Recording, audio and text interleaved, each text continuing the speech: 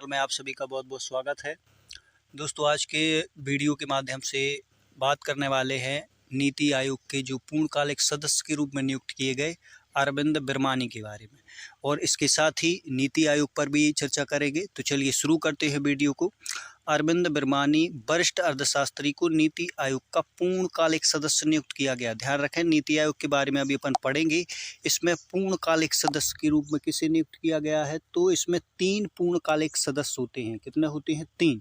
तो इसमें नया जो सदस्य पूर्णकालिक बनाया गया वो किसको बनाया गया है? अरविंद बिरमानी को पूर्णकालिक सदस्य। आगे देखते हैं अरविंद बिरमानी के बारे में। तो अरविंद बिरमानी 2007 तक या 2007 से 2009 तक कहा जाए मनमोहन सरकार में केंद्रीय वित्त मंत्रालय के मुख्य आर्थिक सलाहकार रहे हैं। मुख्य आर्थिक सलाहकार कहाँ पर?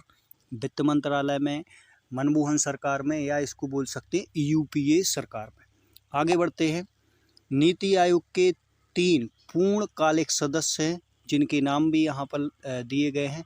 कौन कौन से हैं पूर्णकालिक सदस्य? यहाँ पर आता है बीके सारस्वत, दूसरा है रमेश चंद्र, और तीसरे हैं जिनका नाम है डॉक्टर वीके पॉल। तो 3 पूर्णकालिक सदस्य, और नया पूर्णकालिक सदस्य किसे बनाया गया है? अरविंद बिरमानी को। चलिए चर्चा करते हैं नीति आयोग के बारे में भी।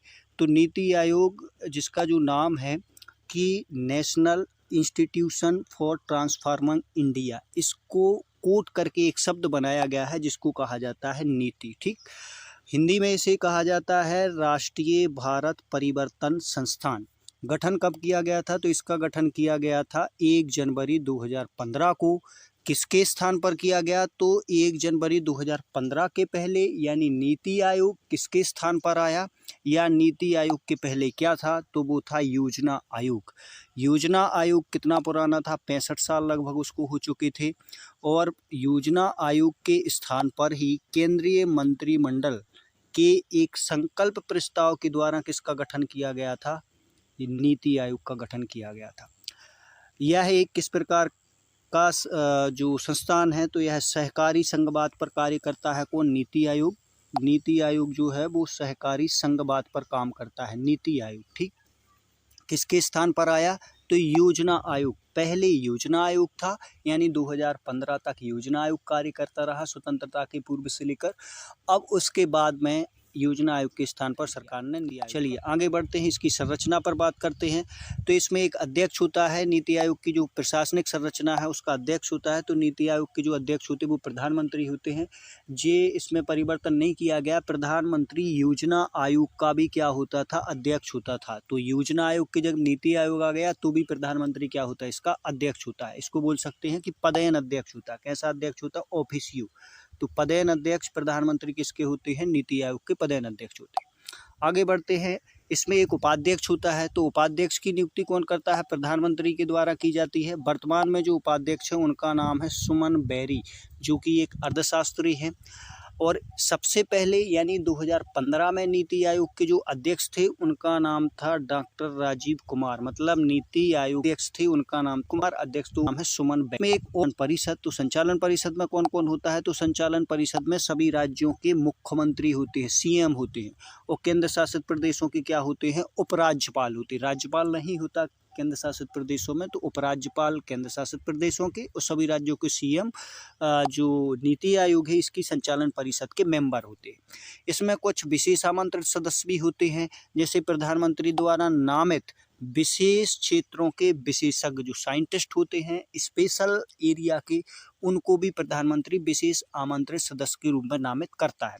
इसमें कुछ पदेन सदस्य भी होते हैं, मतलब जो कि मंत्री मिनिस्टर होते हैं या कोई अन्य पद पर होते हैं, वो पद पर पहुंचते ही व्यक्ति क्या करता है? इसका पदेन सदस्य बन जाता है।